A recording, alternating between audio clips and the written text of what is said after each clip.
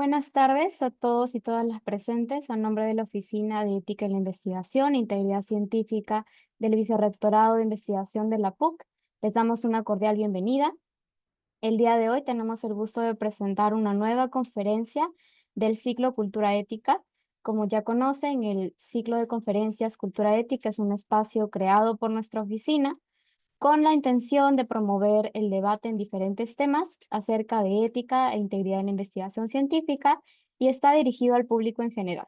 El día de hoy tenemos el agrado de presentarles la conferencia que se titula Consideraciones éticas en la investigación lingüística, el trabajo con familias y escuelas, y tenemos el agrado de presentar como ponente a la doctora María Blume del Río.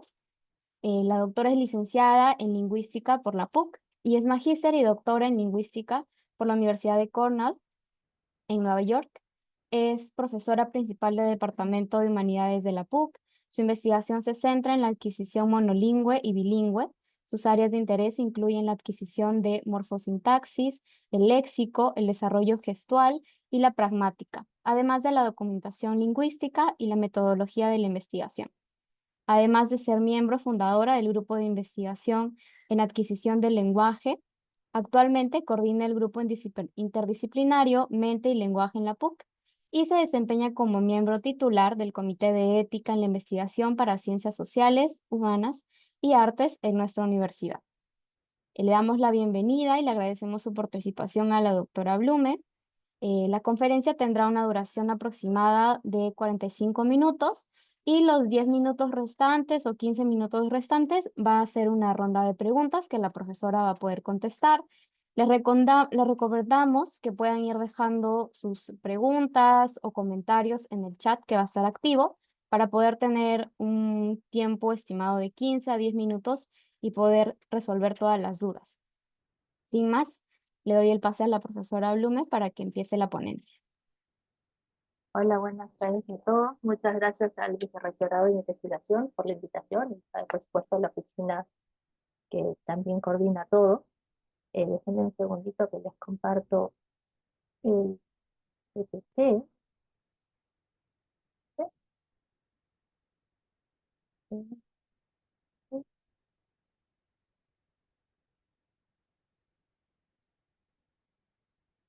Un segundo que sí que lo están viendo raro, pero ahorita está bien.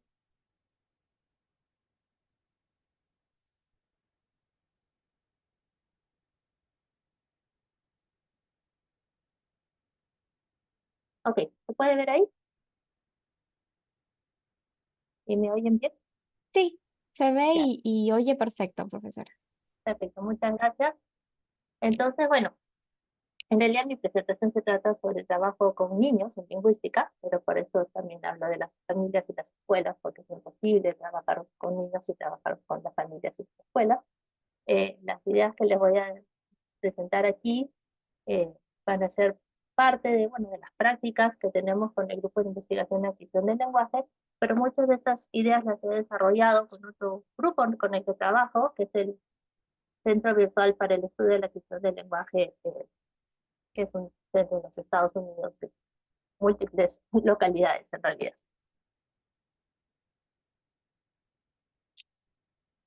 Entonces, lo primero que creo que siempre es bueno aclarar, porque la gente no sabe lo que hacemos los lingüistas, es que hace un lingüista y por qué necesitamos participar. Déjenme nada más mover un ratito la pantalla de ustedes, porque me tardan.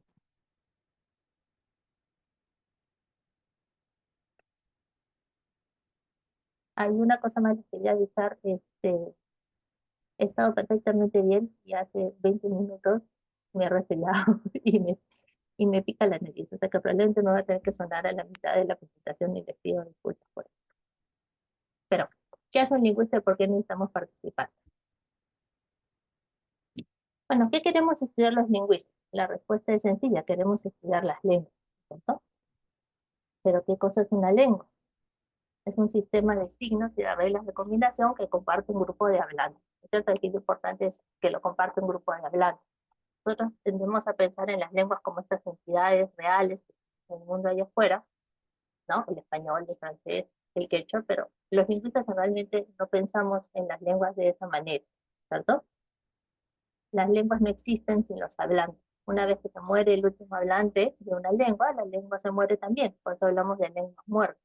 Entonces podemos tener restos de estas lenguas desaparecidas cuando ya no queda ningún hablante, ¿cierto? Podemos tener textos, canciones, escrituras, pero es lo mismo que los vestigios de una civilización antigua, ¿cierto? Una vez que desaparece la civilización, pues nos quedan la cerámica, los templos, pero ya la civilización en sí no existe. Lo mismo sucede con las lenguas.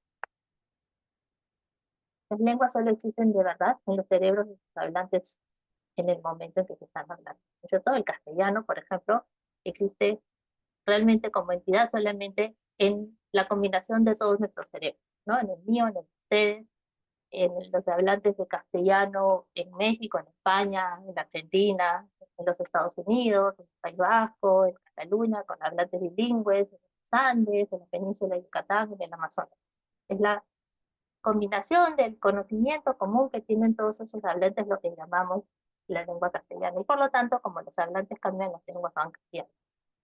Y lo mismo ocurre con cualquier lengua del mundo, ¿cierto? El quechua, el quechua, el náhuatl, la lengua de señas peruana, el inglés, el francés, el igbo, ¿cierto? Todas las lenguas funcionan. Con trabajo de hormiga de décadas, los investigadores en lingüística hemos ido descubriendo que las lenguas, aunque parecen muy distintas, en realidad obedecen los mismos principios. Y los lingüistas creemos que eso es porque las lenguas están creadas por nuestro cerebro. Las lenguas tienen la forma que tienen porque nuestro cerebro humano es igual para todos los humanos, ¿cierto? Entonces, eh, las lenguas tienen la forma que tienen porque nuestra cognición tiene la forma que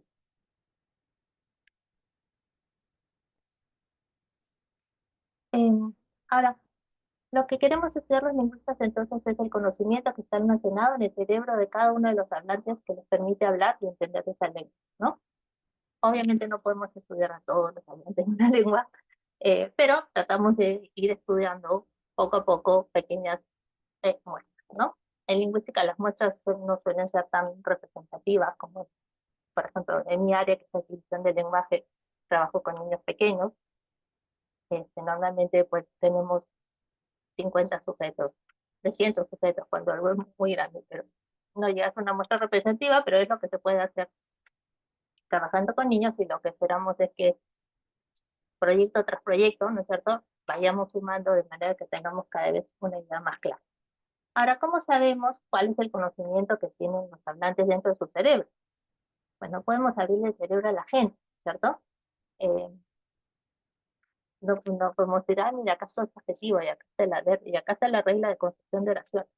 Y aunque la neurolingüística ha avanzado mucho y ahora podemos tener imágenes bastante buenas de cerebros en acción mientras están procesando el lenguaje, eh, el procesamiento no es lo mismo que el conocimiento, ¿no es cierto? Y además tampoco la neurolingüística tampoco está tan avanzada como para que podamos ver el nivel de detalle que necesitamos lo mismo. Entonces, lo único que podemos hacer realmente es tratar de deducir lo que sabe la gente observando lo que producen, o sea, lo que dicen y lo que comprenden los hablantes. Por lo tanto, siempre necesitamos hablar, participantes en un estudio. Y entonces vamos a hablar hoy día de las condiciones éticas para el trabajo con participantes de lingüística en general al comienzo, y luego me voy a enfocar en los niños. Ha habido cambios en los términos que se utilizan en lingüística, ¿no es cierto? Muchos lingüistas más anteriormente solíamos hablar de sujeto, ¿no es cierto? Pero luego surgió la idea de que hablar de un sujeto era hablar del- de la persona que participaba en nuestros estudios como si fuera un objeto que pudiéramos manipular. Entonces muchos lingüistas no usan ya este término. En mi área, en la cuestión del lenguaje, se sigue usando porque está muy ligada a la psicología, donde en general creo que también se usa, pero muchos lingüistas ya no usan el término sujetos, usan el término participantes, o más aún el término colaborador, porque vamos a ver que ha habido todo un movimiento en la lingüística para colaborar con las comunidades que trabajan con nosotros, ¿no? Retribuirles un poco el favor de lo que nos están ayudando, tratando de hacer algo que sea útil para ellos. Y se ha escrito bastante sobre el trabajo ético en lingüística, pero siempre referido a trabajo con comunidades, en el sentido de, no sé, una comunidad en un Amazonas, ¿no es cierto? Gente cuyas lenguas están en peligro de desaparición, en proyectos de revitalización de lenguas, ¿no? Y entonces, por ejemplo, en estos artículos recientes, por ejemplo, el de Bowen del 2010 se llama El trabajo de campo y el comité de ética, una fotografía, ¿no? El de Mallison del 2008 se llama Ética en la investigación lingüística, es un capítulo dentro de un libro de métodos de investigación en lingüística, y el de Rice del 2006 se llama Asuntos éticos en el trabajo de campo en lingüística, una mirada de género. Y he revisado estos textos y realmente lo único que dicen sobre el trabajo, dicen muchas cosas interesantes, pero lo único que dicen sobre el trabajo con los niños es básicamente decir que la gente que trabaja en estas comunidades, este trabajo de campo, suele no trabajar con niños, porque trabajar con niños requiere una serie de requisitos más de los comités de ética y la gente, los investigadores no se quieren dar el trabajo. Básicamente es la conclusión. Entonces no estamos muy bien por ese lado. Y quiero darle algunos ejemplos de trabajo ético con comunidades de aquí de la PUC para que tengan una idea de lo que estoy hablando. Uno de los grupos que les voy a enseñar es el grupo de señas gramaticales del doctor Rodríguez Monteniedo. Él trabaja con la lengua de señas peruana, él y sus colaboradores, y han creado un vocabulario, un diccionario de señas para la lengua de señas peruana, que están escribiendo gramáticas, se han escrito muchas tesis sobre esta lengua, de la que antes sabíamos relativamente poco, pero también su manera de retribuir a la comunidad es crear materiales que puedan ser útiles para la comunidad. Entonces, por ejemplo, han creado una versión eh, del himno nacional en lengua de señas, ¿cierto? Y déjenme que amplíe la pantalla para que la puedan ver. También, por ejemplo, tienen esta página de YouTube que se llama Ciudadanía en Lengua de Señas Peruanas, donde les informan a los hablantes sordos del Perú, ¿no? Eh, sobre cuestiones de su derecho ciudadano, capacidad jurídica, el derecho a la educación inclusiva, todo en lengua de señas para que ellos lo puedan entender. Voy a volver al PPT. Eh, el otro proyecto, sí, tengo que explicar y alargar la cosa esta, sí, ahora sí. El otro proyecto, ¿obvio? Acá. El otro proyecto del que les quiero hablar es el proyecto Chana, del doctor Roberto Sariquey. El doctor Roberto Sariquey trabaja con lenguas amazónicas, ha hecho un trabajo muy grande en comunidades amazónicas, y una de las cosas que ha logrado recientemente es abrir un centro de investigación en Pucallpa, que se llama, el centro de investigación se llama Chana, y ahí, bueno, vienen investigadores de todas partes del mundo a trabajar con las lenguas amazónicas, pero además, otra vez, en su intento de retribuir a la comunidad, una de las cosas que ha hecho el profesor Sarikiei, ay, antes me funcionaba perfecto, ahora no sé qué tal.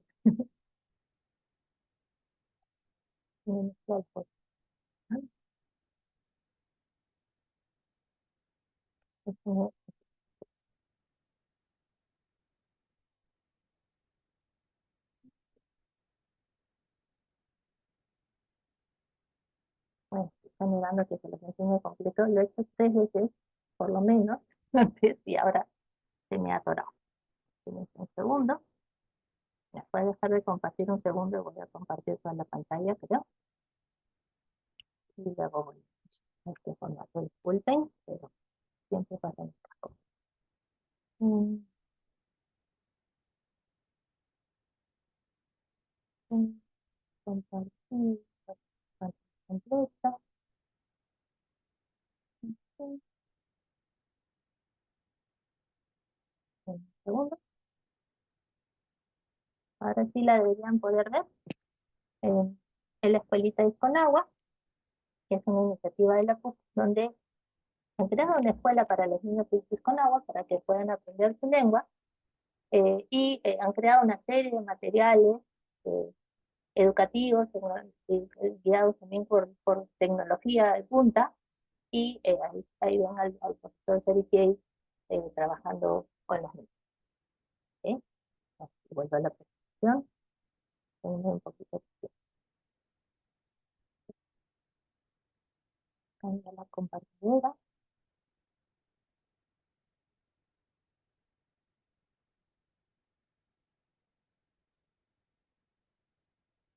Bueno, pero ya no tengo que hacer mucho.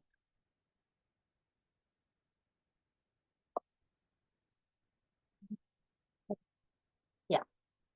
Ahora, em, vamos a hablar ahora también más específicamente de cómo se aplican estos principios éticos a los niños, y también quiero insistir en que una parte importante de nuestro trabajo no solamente es los principios éticos, sino las buenas prácticas que se derivan de esos principios éticos, pero sobre las que hay poca información. ¿Ok? Entonces, estos principios éticos que seguimos en las comunidades, ¿no? Ahora vamos a ver sobre los principios éticos en general, se aplican también si uno trabaja en comunidades con los niños, ¿no? Entonces, vamos a ver en unos minutos una serie de principios éticos. Todos estos se aplican en general a toda la población. Con las comunidades, pues uno tiene que firmar otros documentos diciendo que está trabajando con comunidades que pueden tener, ¿no? Alguna situación en que merecan ser protegidas. Esto va a ser particularmente cuidadoso, y obviamente eso también se aplica a los niños. Pero no he encontrado nada escrito sobre cómo se protege a los niños que no viven en una comunidad amazónica, ¿cierto? Yo, por ejemplo, trabajo con niños de 12 a 6 años, y niños, la mayoría de ellos de clase media, de todo, pero digamos, en mi práctica real, pues ¿no? Lo que me ha sucedido, y no hay textos que nos hablen de eso. Estuve buscando en los principales manuales de investigación en adquisición del lenguaje, revisé 8 de los manuales más conocidos, y curiosamente lo único que encontré realmente estaba escrito por mí, ¿no? Dentro de este libro, que escribí con la profesora Barbara Loss de Cornell, se llama Métodos de Investigación en la Adquisición del Lenguaje, Principios, Procedimientos y Prácticas. Dedicamos un capítulo a preparar el trabajo con los niños, las escuelas y las familias, de ahí el título de esa presentación. Y es el único lugar donde yo he encontrado en que nos dan, ¿no?, cuestiones prácticas de cómo trabajar con niños. Lo otro que he encontrado es esta página. Pero si me deja ampliar la imagen, ¿sí? Esta es la página es una base de datos que se llama TalkBank. TalkBank eh, incluye grabaciones lingüísticas, pero una de sus partes principales, y por las cuales nos interesa, es que una de sus subbases de datos, digamos, se llama Child, que es la base de datos más grande que hay sobre transcripciones de grabaciones con niños, ¿sí? De transcripciones de grabaciones de habla natural, de las conversaciones normales con los niños.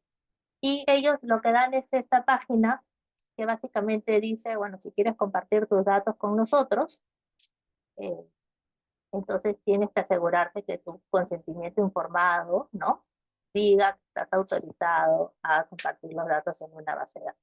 Pero no hay nada más.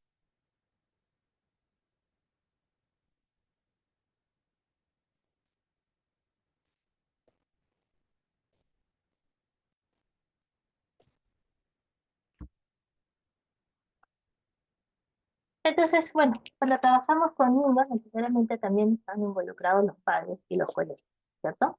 Hacemos dos tipos de investigación. Investigamos lo que llamamos habla natural, que normalmente se desarrolla en la casa del niño, y en este caso interactúan los niños con sus padres. También el investigador está ahí presente. Si se les conversa, obviamente contesta como una conversación normal, pero lo que intentamos es que los niños interactúen con los padres, pues porque así la conversación será más relajada y más rápida. Y por otro lado, hacemos experimentos. La mayoría de ellos los hacemos en los colegios, con niños un poco más grandes, pero también se pueden hacer en casa con niños muy pequeños. Aquí en estos casos el niño interactúa sobre todo con el investigador. Entonces, déjenme darles un par de ejemplos de esto. Primero es un experimento, esperemos que corra bien, que se oiga bien, y dicen que no.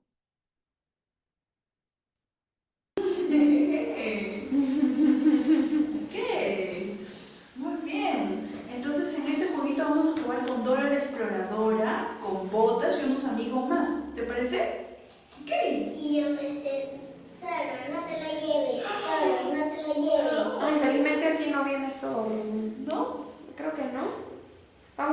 Sí, no sé quiénes aparecerán, yo no me acuerdo quiénes aparecen. Ok, entonces te cuento, en este jueguito, Botas está aprendiendo a hablar español. Sí, aprendiendo a hablar español. Y entonces como está aprendiendo a hablar español, a veces habla un poco raro, ¿sí? Entonces tú me vas a ayudar a saber si lo que dice Botas está bien o está mal, ¿te parece? ¿Sí? Entonces vamos a dejar de lado que Botas habla así un poco extraño y vamos a escuchar lo que dice, ¿ok? ¿Sí? Entonces, si Botas lo dice bien, ¿sí? Si nos gusta lo que dice Botas, le damos el helado grande, ¿te parece? Y si no nos gusta o lo habla un poquito mal, entonces, para que no se quede con hambre, ajá, le damos el helado pequeño, ¿ok? ¿Está bien? ¿Sí? Vamos a escuchar un ejemplo, ¿te parece? Okay. Dora me abraza. Al rato baila. Ah, ¿qué helado le damos a Botas? Ya. ¿Escuchamos otro ejemplo? Ok. Dora se viste. Entonces eso es una situación experimental en un colegio, que son niños de 4 o 6 años, ¿no? Entonces, como ven, en el colegio trabajamos normalmente fuera del aula, en un espacio que nos proporciona el colegio, la cosa está bastante contenida, los niños son mayores, normalmente se quedan sentados en la silla y tratan de hacer el experimento. Hemos tenido de todo, ¿no? Entonces hay niños que corren por todo el área y hay que tratar de lograr que hagan el experimento y a veces simplemente decimos porque claramente el niño no lo quiere hacer. Eh, y esta es la situación en casa, ¿no es cierto? Esta es una niña de 2 años y medio, más o menos.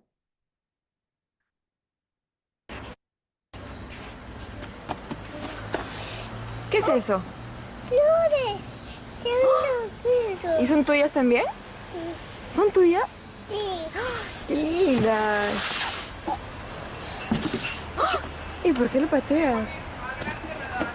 Me voy a... Ya. De mi cuarto. ¿Has botado la caja a tu cuarto? ¿Y ahora? Y ahora... ¡Ah! Mi mamá. Ten cuidado, ¿no? De mi cuarto. ¿Quieres que vayamos a tu cuarto? Por la ventana. Por la ventana no. Solo entras tú. Nosotros no podemos entrar por la ventana. Mami. Mami. Tepi. Tepi. Tepi. ¿Qué? ¿Quieres subir del trapecio? Sí. Sí.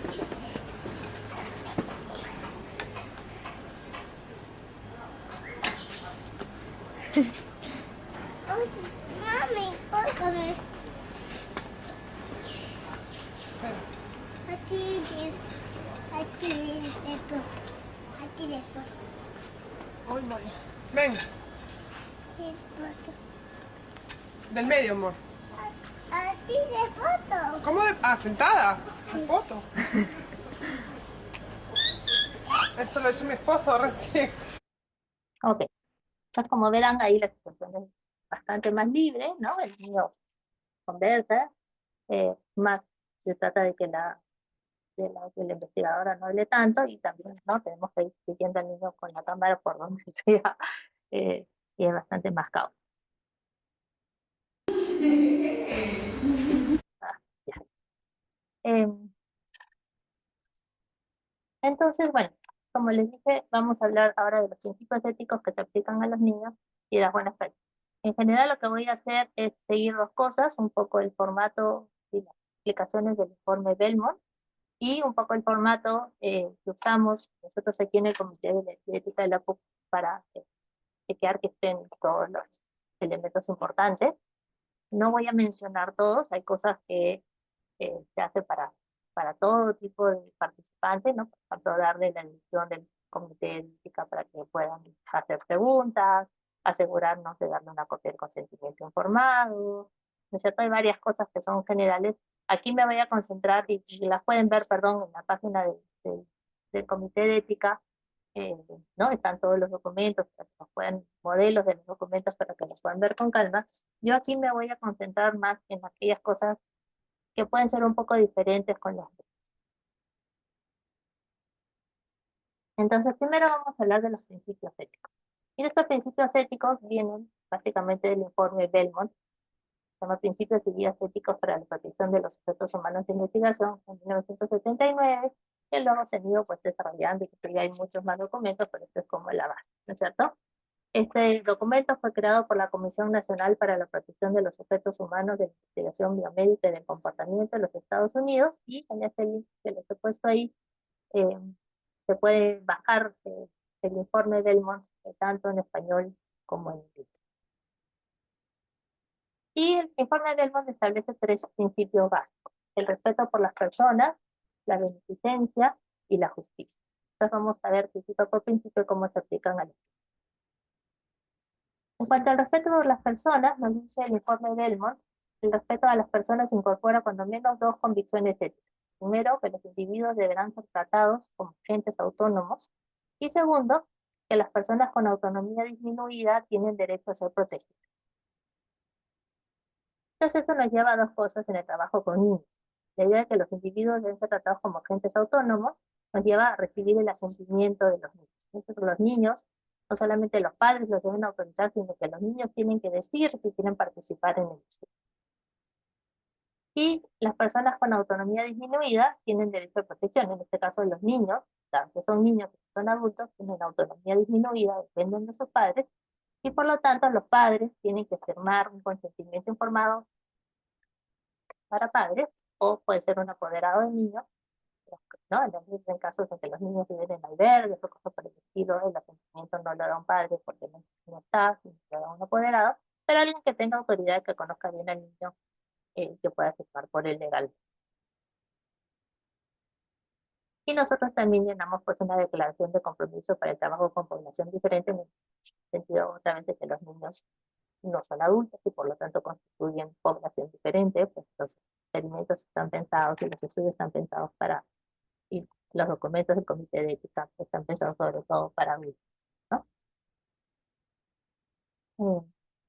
Ahora una cosa más que nos dice el informe Belmont es lo siguiente: el respeto a las personas también exige que se solicite el permiso de otras personas para proteger a los sujetos contra daños. Eso es aquí los padres, ¿no?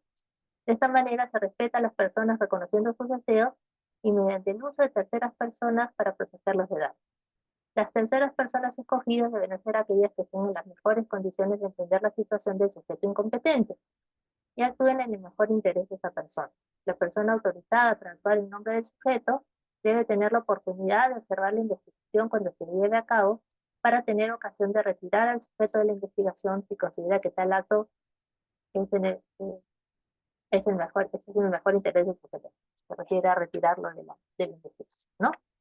Entonces, nosotros, por ejemplo, en los consentimientos que les damos a los padres, les decimos que los padres pueden ver las sesiones de grabación de su niño y pueden estar presentes si así lo desean, a veces en el mismo salón donde grabamos, a veces si hay un espejo de esos de 2 días, mejor, pero por antes lo tenemos. Eh, y también que pueden pedir las grabaciones de video, de audio en cualquier modo. Generalmente los padres no lo piden, ¿no es cierto? Pero de todas maneras es importante. Ahora, el informe Belmont dice que el consentimiento informado para todos, aquí me voy a enfocar en el de los padres, pero el consentimiento informado tiene que tener 3 aspectos importantes: información, comprensión y voluntad, ¿cierto? Entonces, en cuanto a la información, una de las cosas que tenemos que aceptar es el objetivo del estudio y el procedimiento, ¿no es cierto?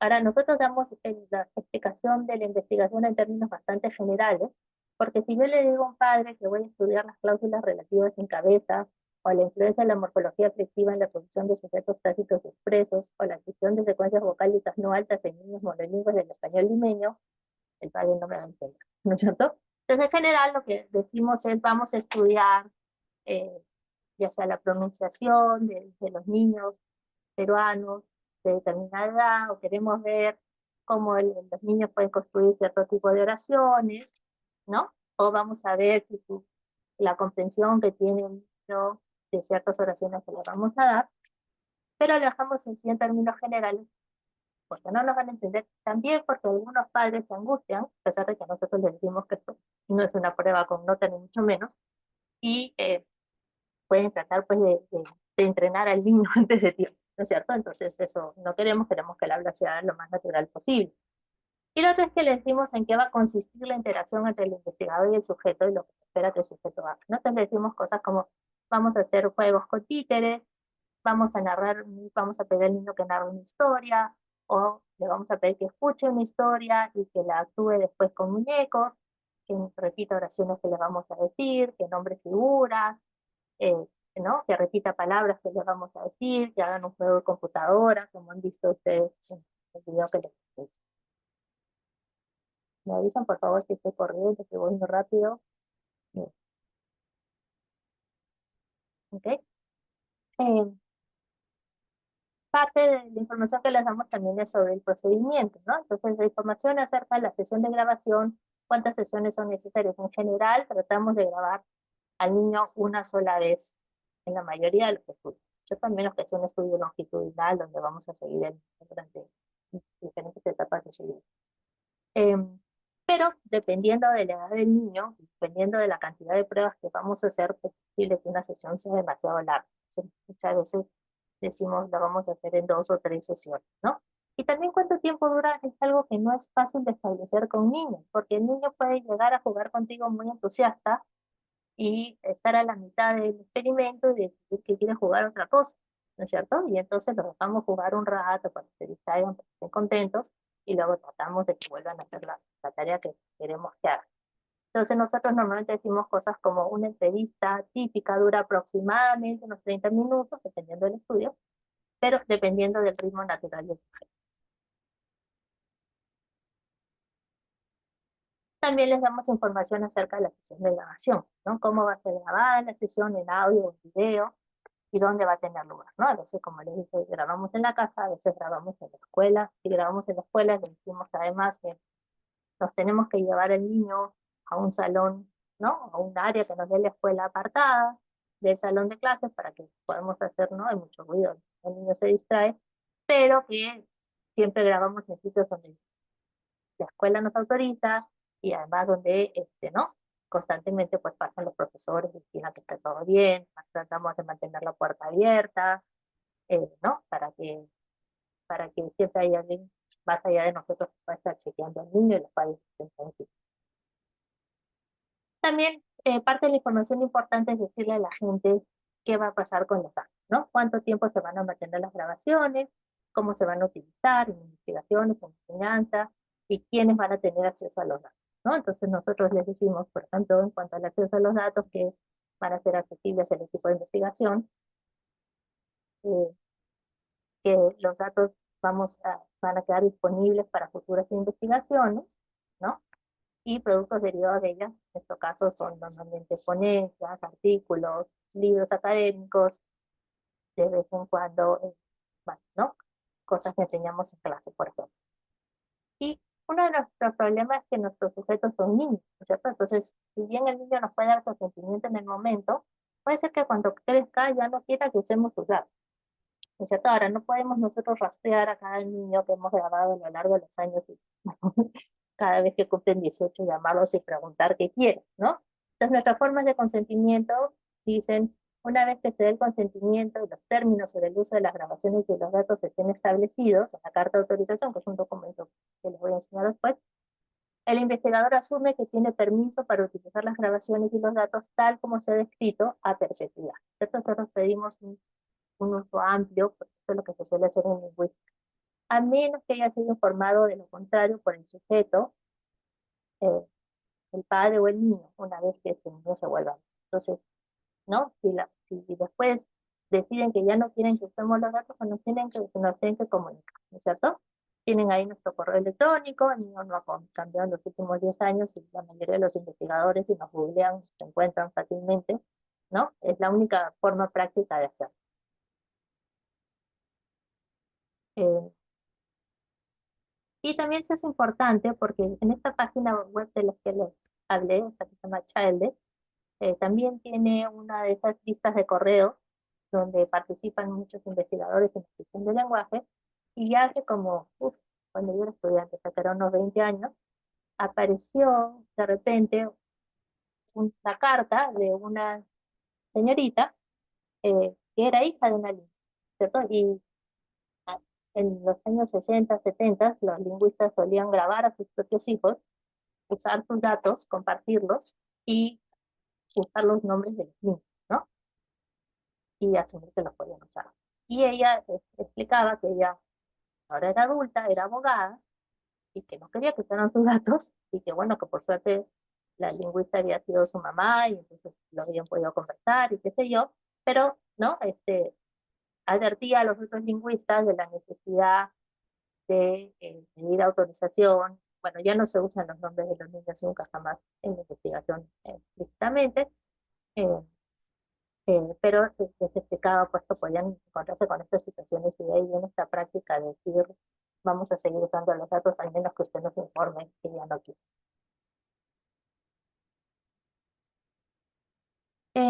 Y entonces, en cuanto al uso de los datos, aparte nosotros, digamos, le damos el consentimiento a los padres, donde el padre consiente que el niño participe en la investigación. Pero aparte, le damos otra hoja, donde, digamos, el padre puede consentir a que participe el niño en la investigación y puede no consentir a ninguna de las otras cosas extras que le pedimos. Y el niño igual puede participar en el proyecto, pero no vamos a usar los datos de algunas maneras específicas que les voy a enseñar en este momento, ¿no? Entonces, por ejemplo, les decimos que si nos permite presentar el material transcrito de las grabaciones de audio-video en conferencias científicas y revistas académicas, ¿no? Entonces, porque, digamos, uno normalmente hace un análisis global de todos los niños, ¿no? Y dice, los niños de 5 años que hablan español pueden producir frases relativas del tipo, el gato que Juan compró es negro, ¿no? Pero a veces hay algo particular que dice un niño específico que nos parece súper interesante enseñar y tendremos que mostrar la transcripción de lo que dijo, pero para poderlo mostrar en una revista o un evento académico tenemos que tener autorización del padre de enseñar ese fragmento específico del tipo, aunque tenga código, aunque no se pueda reconocer al niño, pedimos la autorización, ¿no? También pedimos la autorización de usar también estas mismas transcripciones en clases, ¿no? Yo enseño adquisición del lenguaje, entonces obviamente el material que recojo para mis investigaciones también me ayuda a preparar a mis estudiantes para hacer investigación. Luego pedimos autorización para mostrar los videos o los audios en presentaciones académicas, en revistas y en clase. Entonces, por ejemplo, las peliculitas que ustedes han visto hoy día, para todos tenemos la autorización de los padres para mostrarlas. Y lo otro es hacer los datos accesibles a otros investigadores fuera de la Universidad Católica a través de bases de datos de acceso restringido, ¿no? Solo investigadores que hayan recibido nuestra autorización tendrán acceso a los datos. Entonces la idea es poder poner nuestros datos en una base de datos con la información del niño que se mantenga confidencial, solamente vía bases de datos donde solamente puedan entrar pues lingüistas conocidos, reputados, o bueno, lingüistas en general, pero que sigan los principios éticos, ¿no? Toda esta base de datos uno tiene que firmar una serie de cosas para el uso ético de los datos. Entonces también tengo muchos casos en que, ¿no? Por ejemplo, he grabado 25 niños y de esos, pues, 10 me han dicho que no. Entonces, esos niños no los pongo en la base de datos, sí los analizo para mi estudio, pero no los incluyo en la base de datos cuando los subo en la base. Y bueno, en general, eh,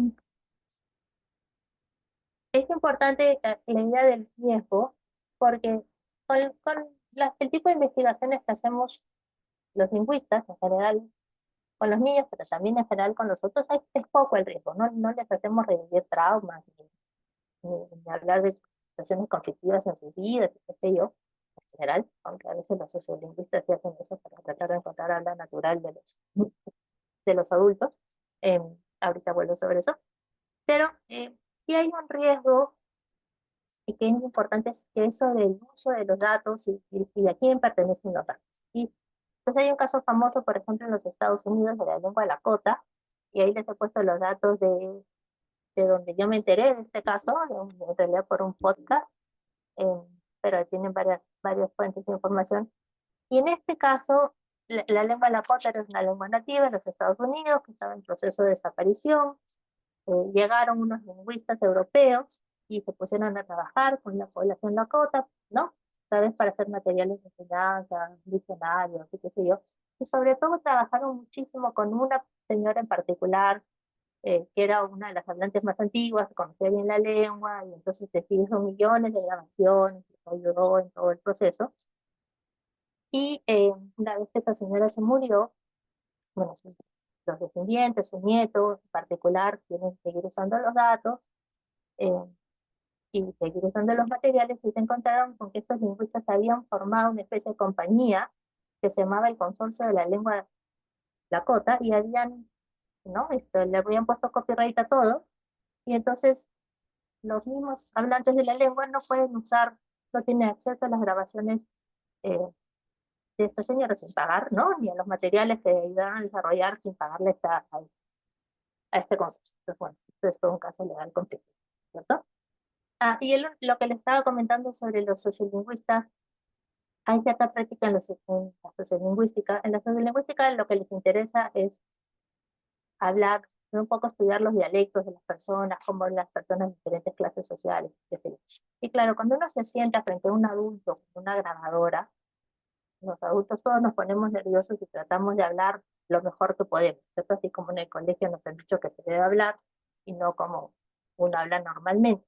Entonces, una manera que tienen los sociolingüistas para evitar eso es conseguir un tema que sea lo suficientemente ¿no? Importante para el sujeto, de manera que hable del tema con bastante emoción y se olvide de estar monitoreando su lengua. Entonces, por ejemplo, yo he visto casos en que los sociolingüistas le preguntan a los hablantes sobre la época del terrorismo en el Perú, ¿no? Está claro, ahí sí hay un riesgo mayor porque eso puede movilizar a la gente, entonces necesitan tener una serie de protecciones, pero en lo que yo hago con los niños, en el caso de muchos de los lingüistas, eso, digamos, el riesgo no es muy grande.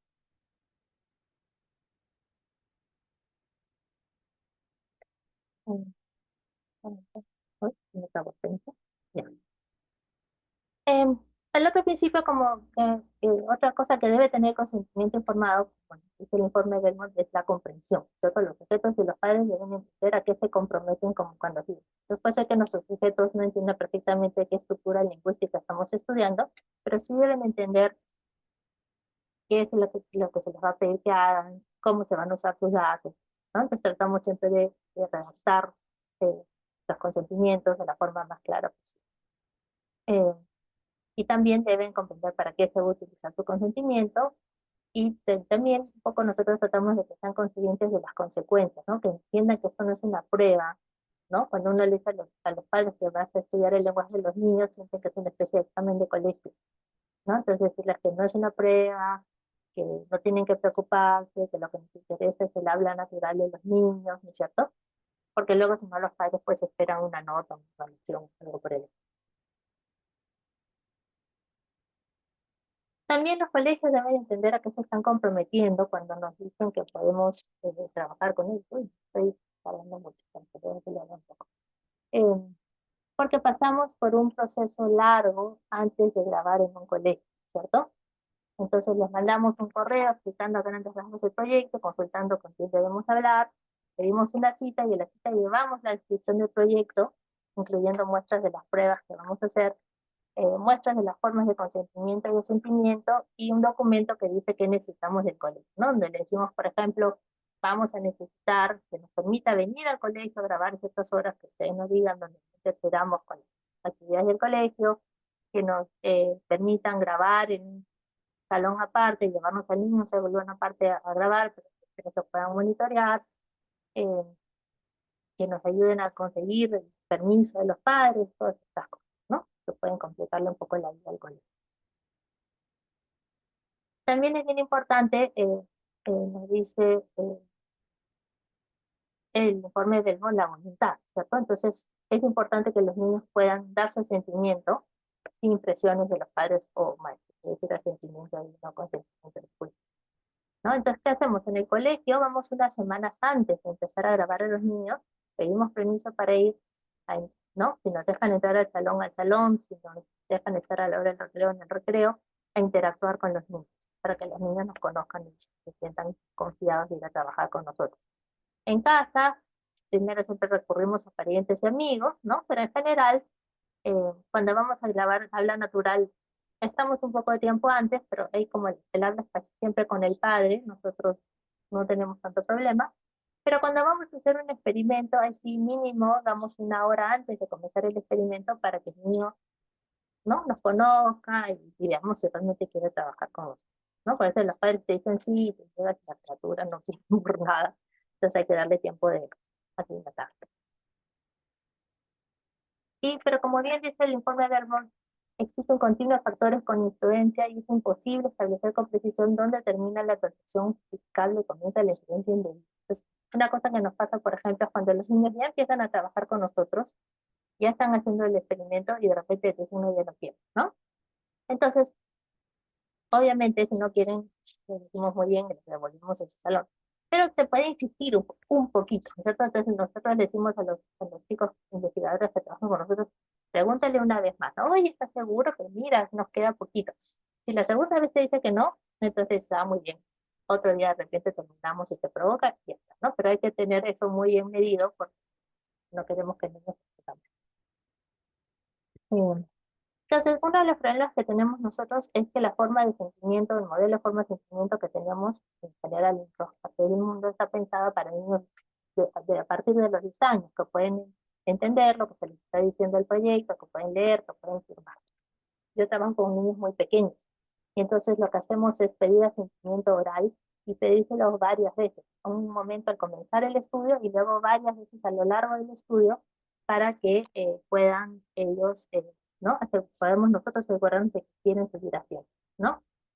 Les decimos obviamente que cualquier duda que tengan sobre la investigación será absuelta, les decimos que se pueden ir del estudio en cualquier momento o pueden dejar de contestar algunas preguntas, aunque sabe que no valora el experimento, pero ni modo, ¿cierto? Entonces, esta es la forma de, es un protocolo de asentimiento oral para los niños, es un modelo que hemos usado en un proyecto reciente, pero más bien déjame que les enseñe cómo se ve esto en el aula. AL 2014-1106. ¿Ya está? Sí. 18 de septiembre. A ver, Agustina, como ya te dije cuando llegué a recoger tu salón, yo me llamo Marcela, ¿ya? Y quería saber si tú quisieras jugar unos juegos conmigo. ¿Me podrías... si quieres jugar? ¿Sí? Ya. Tus papás me han dicho que puedes jugar conmigo, pero si tú en algún momento ya no quieres jugar, yo no me voy a molestar. Yo te llevo a tu salón, ¿te parece? Y si en algún momento tú me quieres preguntar alguna cosa, también me puedes interrumpir y me puedes preguntar. ¿Sí? ¿Me das las 5? Muy bien. Ok, empezamos. Entonces, primero te voy a enseñar unas figuritas en un libro y después vamos a jugar un ratito con la computadora. ¿Sí? No te escucho, no te escucho. Sí. Ya está. Entonces, primero. ¿Okay? Entonces, bueno, eso lo hacemos al comienzo, pero también a lo largo del estudio les vamos preguntando, ¿quieres seguir? Oye, tengo otro juego, ¿quieres seguir jugando? ¿No? Y nos vamos asegurando todo el tiempo. ¿Qué otros problemas tenemos con las formas de consentimiento y asentimiento? Por un lado, la extensión, ¿no es cierto? Nuestras formas de sentimiento tienen tanta cosa que muchas veces nos pasa que nos dicen, me ha pasado por lo menos a mí un padre que nos diga, si me lo resumes en 2 páginas, te lo firmo. No puedo, pues, ¿no? Este, en ese caso no trabajo con ese niño, ¿no? Otro problema que tenemos es que tenemos que hablar del riesgo, aunque sea mínimo, ¿no es cierto? Y simplemente oír la palabra o de leer la palabra riesgo pone nerviosos a muchos padres y por eso no nos firman lo que se. Es difícil a veces conseguir las firmas en algunas comunidades, ¿no? Donde la gente no quiere firmar papeles pues, porque están acostumbrados a que cuando firman documentos se engañan, se hacen trampas. Entonces, ahí también hacemos un trabajo de sentarnos con los padres, con cada padre, leerle las formas de consentimiento, explicarles exactamente de qué se trata, para que si quieren firmar. A veces igual no quieren. Pedimos a los colegios que normalmente que nos organicen una reunión donde les podemos explicar todo a los padres y luego sentarnos con ellos para que vayan llenando los consentimientos que quieran, pero a veces no nos los permiten. Y entonces nos paramos en los patios del colegio, a la entrada y a la salida, cuando el colegio nos autoriza a tratar de atrapar padres, ¿no? Y otra cosa es que hay muchos padres que llevan la forma de consentimiento, te dicen que la van a firmar, pero nunca la devuelven, ¿no? Entonces, una cosa que siempre entrenamos a los estudiantes que trabajan con nosotros es que lo que vale es papelito en mano. porque nos ha pasado que los profesores dicen, no, sí puedes trabajar con fulanito, su papá me ha dicho que sí, pero si no tienes el papel, no se puede. ¿Eh? Ay, en cuanto al principio de beneficencia, eh, ¿no? Nos dice el informe de Belmont que básicamente de lo que están hablando es de no hacer daño y acrecentar al máximo los beneficios y disminuir los daños posibles. En este caso está pensado sobre todo en asuntos médicos, ¿no es cierto? Pero, y sobre los niños, lo único que dice el informe de Belmont es eh, que, por ejemplo, los métodos efectivos para tratar las enfermedades de la niñez y promover un desarrollo sano son beneficios que sirven para justificar la investigación con niños, aun cuando los sujetos mismos no vayan a ser beneficiarios directos, ¿no? Entonces, una cosa que también nos pasa a nosotros, decirles, mira, estamos investigando sobre la lengua natural de los niños del Perú, ¿no? Su hijo probablemente no va a ganar nada de la interacción con nosotros, algo que tal vez se divierta, pero eso nos puede ayudar a largo plazo, ¿no? A entender un mejor conocimiento de la situación de la lengua de los niños. Entonces, les decimos siempre a los padres que el riesgo es mínimo, que no va más allá de las actividades cotidianas, ¿no? Entonces, mira, el niño se puede caer cuando está contigo, se puede arañar con algo, se puede aburrir, pero nada más grave de lo que le pasaría normalmente en el colegio. En la casa estamos un poco más tranquilos porque normalmente los padres están presentes, pero en el colegio, como nos llevamos a los niños fuera del salón, el niño es nuestra responsabilidad, ¿no? Y es una de las cosas que más enfatizamos nosotros. Uy, perdón, ya sé que me estoy pasando, pero ya me falta poco. Díganme ustedes, digo, no sé que empezamos un poco tarde, pero me está preocupando la hora. Entonces, cosas importantes. Durante el estudio, hay que estar atento a los niños, porque a veces el niño va muy entusiasta contigo, eh, y bueno, luego te dice que ya no quiere jugar, de eso ya hemos hablado, pero también a veces que uno está trabajando con el niño y el niño no te presta atención, ¿no? Entonces, tú le estás pidiendo que haga algo y el niño está haciendo cualquier cosa. En ese caso, lo que hacemos es dejarlo jugar a otra cosa, decirnos que él proponga que quiere jugar él o ella, jugamos un rato y luego lo tratamos de decir, oye, pero ¿quieres seguir haciendo lo que estamos haciendo? Y dice, sí, genial, y si dice no, ni modo, ¿no? Eh, Otra cosa que hacen los niños cuando no están cómodos es que contestan, pero contestan en voz muy bajita. Y entonces en este caso, lo que hacemos es decirle, mira, yo siempre llevo una tortuga de juguete, digo que se tiene que contar a la tortuga, y que la tortuga, como es viejita, es muy sorda, entonces que le tienen que gritar, ¿no? Entonces muchas veces eso funciona, los niños se ríen y ya está, pero a veces el niño lo notas que dice que sí quiere trabajar, pero sí, claramente incómodo, entonces a veces ahí lo tratamos de alentar, y si vemos que no está funcionando, decimos en que si no quiere volver al salón, que no hay ningún problema, ¿no? Que puede venir otro día. Y un tercer caso que tenemos es que a veces los niños están participando, pero no están dando las respuestas que necesitamos para eso. No están entendiendo de qué se trata, están haciendo cualquier otra cosa.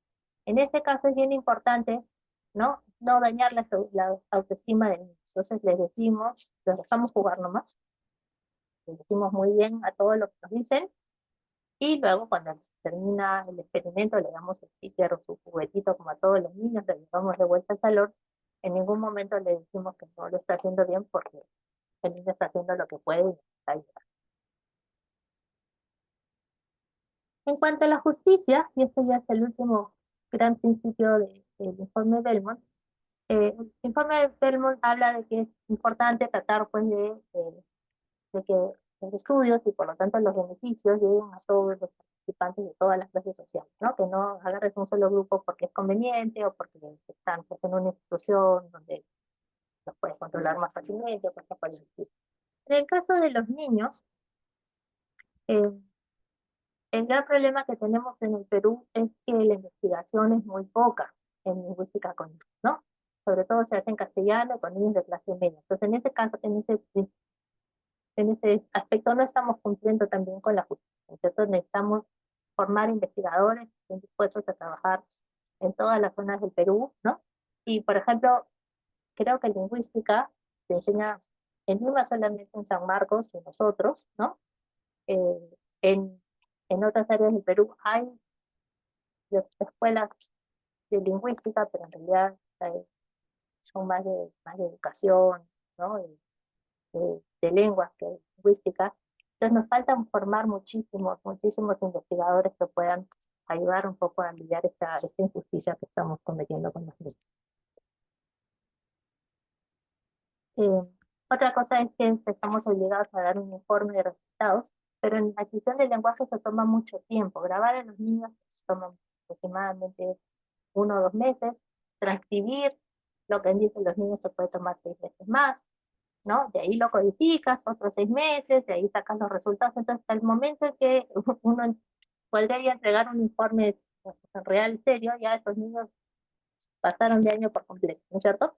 Entonces, lo que hacemos es entregar un informe como preliminar al colegio, eh, eh, con lo que vemos en una primera instancia y luego ya les podemos reportar darles el artículo, que se yo, cuando ya esté terminado.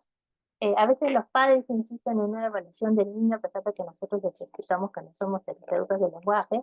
Entonces, en este caso, escribimos una evaluación en que le decimos, mira, tu hijo ha hecho estas y estas cosas que son muy bien para su edad.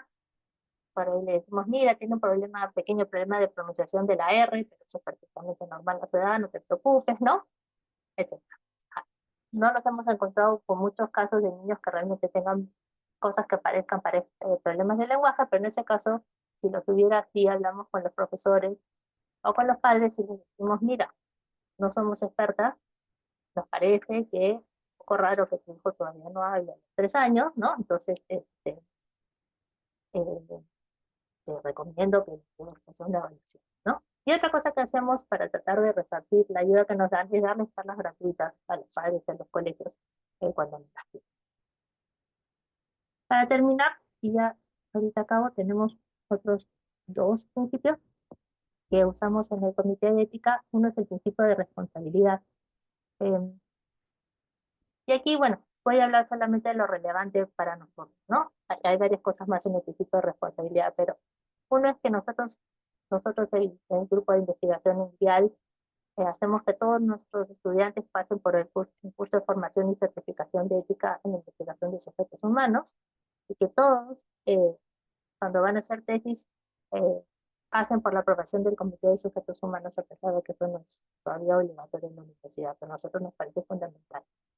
En pocos casos hemos tenido cuestiones de manipulación de equipo, más allá de una cámara de video, pero sí hemos tenido un caso, por ejemplo, de un estudiante que trabaja con hablantes bilingües adultos y que les tiene que hacer un electroencefalograma, ¿no? Entonces, en este caso nos aseguramos de que haya recibido el entrenamiento necesario y que siempre haya alguien con él que sea un especialista que le pueda ayudar en caso de que haya algún problema.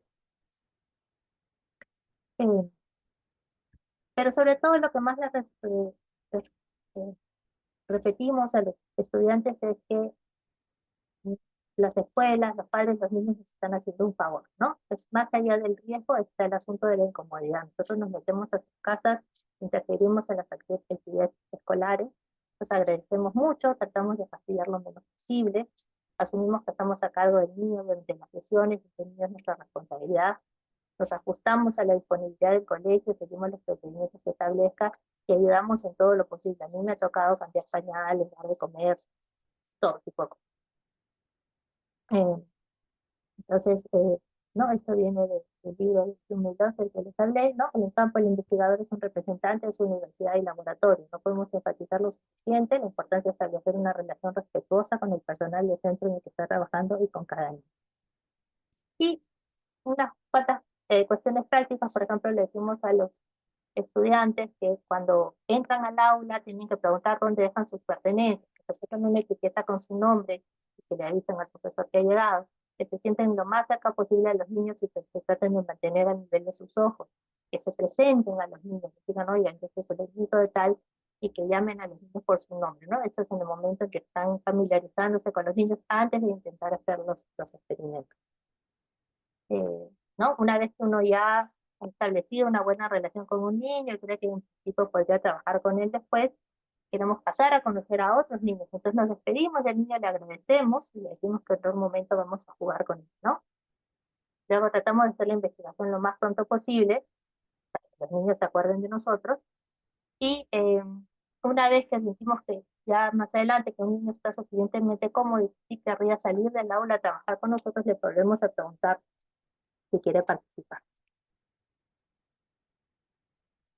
Luego seguimos un poco las instrucciones de los maestros. Algunos profesores prefieren ellos decirle al niño si quiere venir a trabajar con nosotros, otros dejan que uno mismo lo haga. Cuando el niño está listo para jugar y te lo vas a llevar al otro salón, le dices al maestro dónde vas a estar, cuánto tiempo más o menos vas a estar y dónde vas a llevar al niño cuando termine la actividad. Cuando entramos al salón donde vamos a hacer la sesión, dejamos un tiempo para que se relajen, ¿no? Y estén tranquilos en el medio ambiente. Y, como les dije, los profesores deben tener potencialmente el niño visible en todo momento, entonces tratamos de dejar la puerta abierta, ¿no? Que nos den un lugar donde hay una ventana que ellos no puedan ver.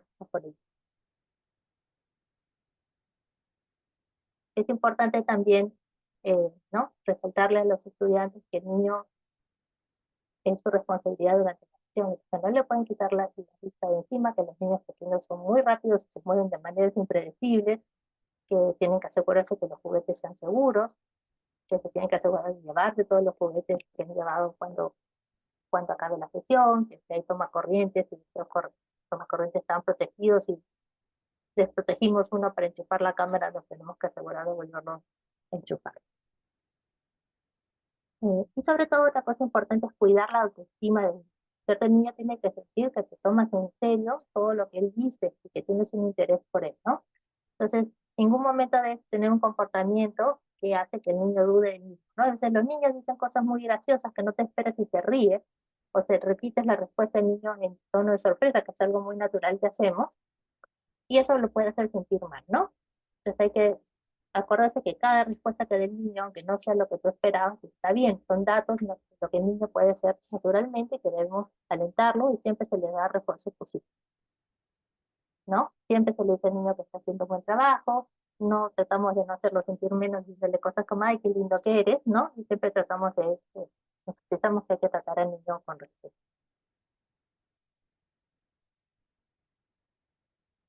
Una vez que acaba la sesión, le agradecemos al niño por haber jugado con nosotros, lo regresamos al salón, le decimos al maestro que hemos devuelto al niño, tratamos de ayudar al niño que se reincorpore a las actividades del salón, y una vez que nos vamos, pues, agradecemos al profesor y los niños, ¿no? Y avisamos a los que estamos bien. Y el último principio, ya con esto dejo de cansarlos, es de la integridad científica. Y entonces aquí hablamos del procedimiento utilizados para el manejo y cuidado de la información, ¿no? Cuánto tiempo vamos a almacenar los datos, que en nuestro caso es en perpetuidad, quiénes pueden acceder a los datos, solo los miembros del equipo de investigación, al menos que los padres nos permitan abrir los datos luego en una base de datos con contraseña, si se van a destruir los datos, ¿no? En el caso de los lingüistas no destruimos datos nunca jamás, al menos que nos obliguen. Y el último punto importante, creo, es el de la identidad, ¿cierto? La identidad puede ser declarada cuando uno escribe un artículo y nombra al participante que lo ha ayudado con nombre y su apellido. Puede ser confidencial, donde nosotros sabemos quién es el participante, pero no lo decimos públicamente, o anónima cuando ni siquiera nosotros haces un cuestionario en línea, no sabes quién lo ha contestado, ni siquiera tú sabes quién es el participante. En el caso de los niños, casi siempre la información es confidencial, pero acuérdense que nosotros grabamos a los niños en video y son niños muy chiquitos. Nosotros tú no los vas a llamar por su código y le vas a decir su apellido o algo por el estilo. Entonces, los padres, ponemos en la forma de consentimiento que los padres deben ser conscientes de que si nos permiten mostrar los videos, alguien que haya conocido al niño cuando era chiquito lo puede reconocer sin que nosotros revelemos su identidad, y que durante las sesiones de grabación vamos a dirigirnos al niño por su nombre propio, ¿no? Su nombre de pila, aunque nunca utilizaremos el apellido, ¿no? Porque si no la interacción pues es muy rara. Surgen algunos problemas con niños mayores, ¿verdad? Por ejemplo, tuvimos un caso en el comité hace un tiempo en que en los niños mayores en su forma de sentimiento podían decir si querían que su información fuera confidencial o declarada, y a los padres también se les pedía. ¿no? Que dijeron si querían que la información de su hijo fuera confidencial y declarada. Entonces nosotros le dijimos al investigador, bueno, ¿qué hacemos? El niño quiere declarar su nombre y el padre no quiere, ¿no? Entonces ahí lo que decidió el investigador es que en ese caso el niño no iba a participar si no había acuerdo en la familia en cuanto a la confidencialidad. Y he acabado, perdón el tiempo. Gracias por estar aquí. Espero haberlos podido informar un poco sobre esta área en la que es difícil encontrar bibliografía, que las ideas que les he presentado aquí les sean útiles, y espero haberlos animado, algunos a trabajar con niños. Pues ahí hay muchísimo que hacer, y cualquier consulta que tengan la pueden hacer ahí en este correo. Muchas gracias. Muchas gracias, profesora Blume. Rápidamente pasamos a las preguntas. Sí. A ver, me parece interesante lo del uso o perpetuidad de los datos. Algunos modelos que hemos visto en el grupo de investigación que tengo sobre historias de vida de adultos plantean un uso por 4 o 5 años, un cálculo aproximado, hasta que se publiquen los resultados, ¿no? Después de los cuales estos son eliminados. ¿Hay discusión sobre este punto en psicolingüística o es un estándar lo del uso a perpetuidad? Ok, sí, en realidad la práctica común para la mayoría de las áreas es que no, uno tiene que mantener los datos por lo menos 3 años después de publicada la tesis del estudio, y 5 años es una tesis de maestría o de doctorado. Y lo común es que luego se borre y ninguno tiene que decir qué va a pasar. Pero en lingüística, los lingüistas, o sea, los datos de la lengua siguen sirviendo, ¿no? Para muchas investigaciones. Si yo grabo un niño y estudio cómo produce los sujetos, después otra persona puede usar esa misma grabación para estudiar qué palabras conoce el niño, ¿no? Y otro lo puede usar para estudiar su entonación y su pronunciación. Entonces, a los lingüistas esto de borrar los datos nos causa convulsiones a todos, y es una práctica común en lingüística pedir datos a perpetuidad. Gracias. Aquí tenemos otra.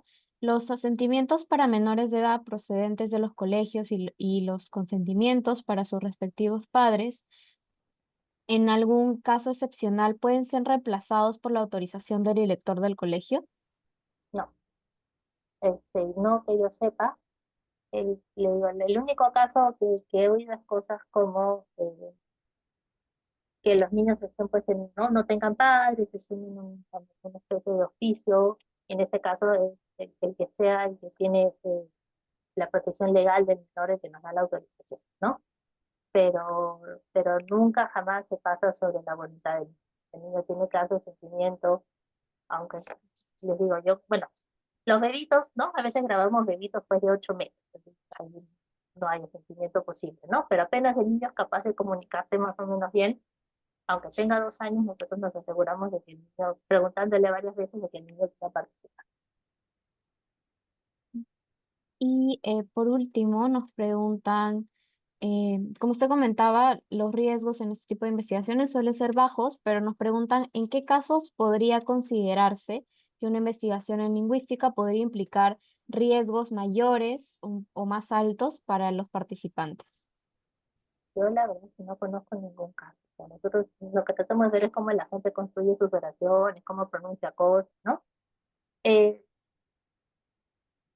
lo único que se me ocurre es en casos de discriminación lingüística, ¿no? Eh, en que pues la gente hable una lengua que se considera por la sociedad este, que no es la lengua adecuada, o hable una forma en que... Pero precisamente los lingüistas estamos ahí para decirle a la gente que eso es incorrecto. Yo no conozco realmente ningún caso de que se pueda dañar. De repente es que no tengo tanta experiencia trabajando con ese tipo de datos, ¿no? Pero yo no conozco ningún caso donde haya un riesgo real.